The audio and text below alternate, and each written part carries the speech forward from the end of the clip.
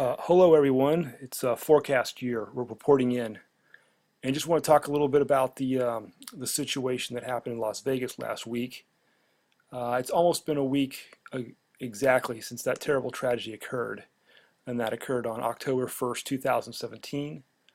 This recording is being made on 1 week after Sunday, October 8th, 2017 is the date of this recording, and recording what we know to date based on the evidence that we've seen on the ground, witnesses. First, I want to say my heartfelt condolences to the people that perished in this terrible tragedy, anybody that had to witness it, especially firsthand, people that were wounded, people that lost loved ones or had their families impacted by someone that got wounded by it. It's this physically traumatic thing, and people that had to witness it, it's psychologically traumatic. I've had to go through near life or death situations, and I can empathize at some level with having to go through such a horrific thing as what happened last week, only on a much smaller scale, the thing that I had to survive. So I definitely empathize and feel some of your pain. But in that, I think we should keep focused our quest for the truth about what happened and have the courage to look at the situation critically, to not just accept what people say, but to look at the evidence and connect the dots. What does the evidence actually say? What is likely to have happened? What is plausible? What is a plausible story? And ask, is it plausible or unplausible?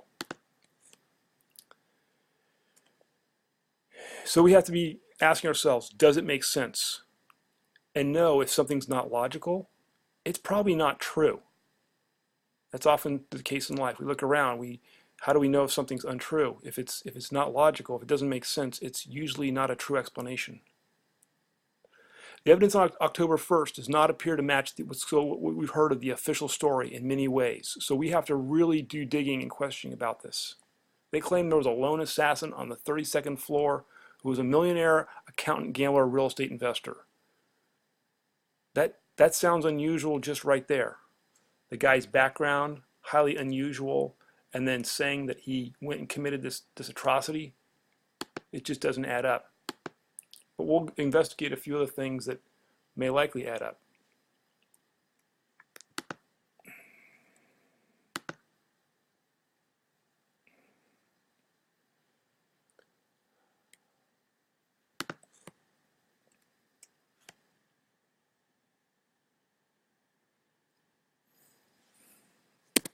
Sorry, I have a little problem with the recorder. This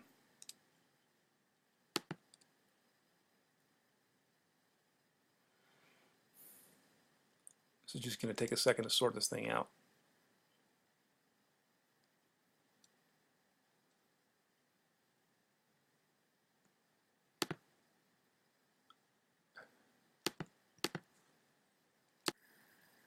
Sorry about that. I had a problem with the sidebar. Well, it looks so much like other tragedies that have befallen our country. JFK assassination, what happened on September 9/11. We hear about the official story, and then we get more information later on, which really contradicts it and makes it so much so that we know that it's unlikely the official story was true. There's so much other compelling evidence. JFK assassination, we know it's unlikely that a lone assassin could have done this on his own, fire off that many shots from that angle. There were other people that said JFK, they witnessed other shots from other areas. Same thing as the Las Vegas tragedy. Other shots were witnessed. September 11, the World Trade Center probably wouldn't fall down on its own volition. So we got to ask ourselves, what would be the motive? Ask yourself this, who benefits? That'll take you to a real explanation of what likely happened. Who benefits from this terrible tragedy? Most people don't in America. It's a terrible event. But yet some people come out ahead. The other possible motive? The official story doesn't lend itself to a logical motive. So that's one reason we know the official story probably is not true. But what could be true? A setup? A false flag event to push for gun control or take away our rights? Or both? This would benefit people that make hotel scanners, airport scanners, increased push for gun control. The response for this was immediate. They didn't even think about it. It happened right away. They said, oh, we need to get these scanners in the hotel right away. They didn't even calculate. They didn't say what happened. We need to have a report on what happened. No, they just jumped to a conclusion. They were foaming at the mouth for this, for gun control and for more police state. And another thing that happened is it appears the guy was on Valium. These kind of various prescription medicines, especially SSRI type drugs or things like that, are very common in these terrible kinds of tragedies. It even says in the SSRIs that the homicidal behavior can be a terrible side effect of taking these drugs. And so we're beginning to see a real pattern there. Yet that's not discussed in the official narrative as what things are going on. What means would he have? What training or tactical skills would such a person have? He wasn't prior military. He was supposedly a real estate investor or a gambler.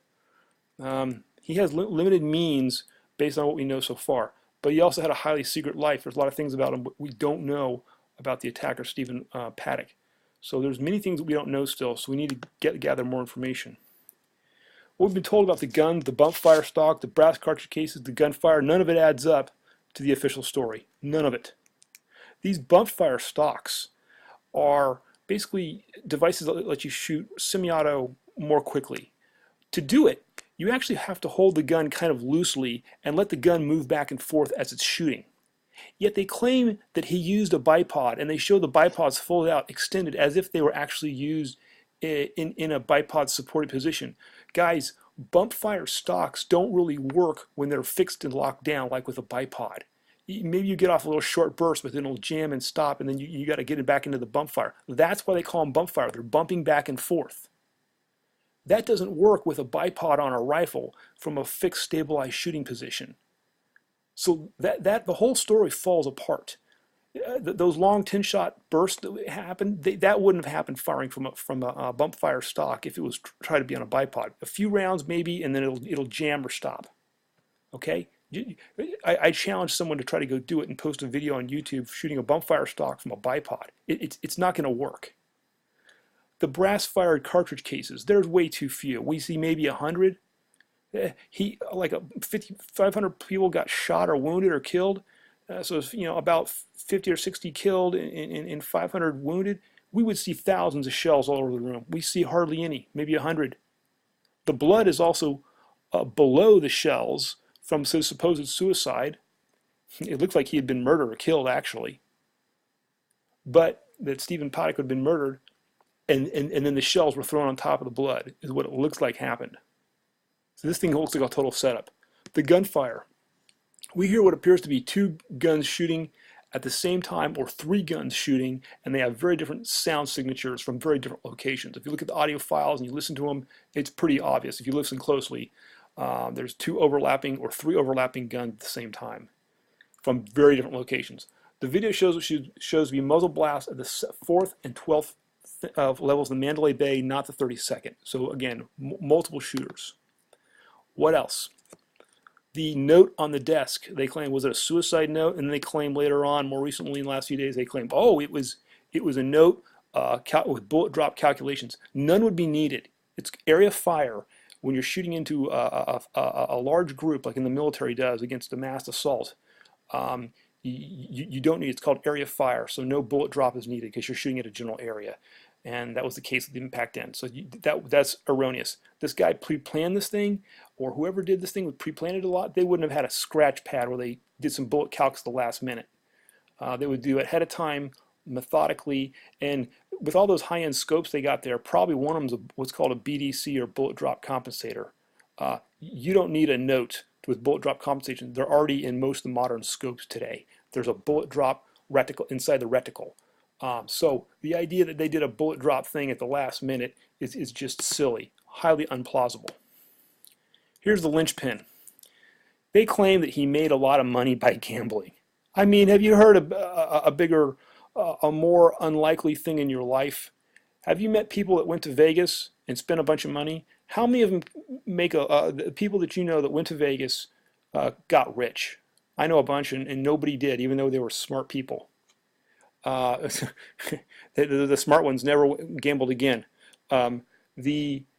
Look, you lose money gambling. It's what happens, all right? And certainly if you're doing it a lot year after year, that's actually what happens. So what actually you can do year after year is do money laundering. That's actually where the big money in Las Vegas is through. Let's be real. It's through money laundering. It's a way to launder money. They claim they won a bunch of money. No, baloney. They laundered a bunch of money that was ill-gotten, and then we have to figure out where did the dirty money come from.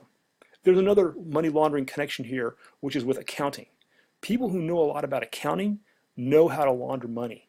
And guess what? Stephen had worked as an accountant extensively. That's, I believe, the connection. That needs to be investigated. But it's highly implausible that for year after year he was just, gambling and winning all this money. They don't allow that in the casinos either. They'll stop it. If you see the movie Rain Man, where basically they claim they're counting cards and they're winning too much and they're asked to leave the casino, eventually that's what happens. Another thing is they don't comp you with free rooms and free dinners if you're winning a bunch of money. They don't need to. You're winning. They only need to comp you if you're losing big to get you to come back. Okay, so that's what's actually happening. He was losing a bunch of money, but laundering it. That's why he was getting comp with all these free rooms. It doesn't make sense. It's non-plausible. They would have to comp him if he was winning a bunch of money. It's just, it's a baloney story. The Paddock family. Stephen Paddock's dad, Benjamin, was a convicted bank robber, escaped from jail later on, FBI's most wanted list. So this serious crime runs in their family. His brother seems to allude that he himself, the brother, was not a great kid, that he had an earlier criminal life, and he chose to hang out with people who were more likely to get caught, is what he claimed in his testimony. So there's some serious crime running in their family, but they're also good at evading and not getting caught. Hotel Casino, Trump owns one nearby. Just connect the dots. Sheldon Adelson gave a lot of money to Trump. He controls major parts of Las Vegas. Free rooms we talked about are for those that lose big, not that win big, okay? Police security response, very slow.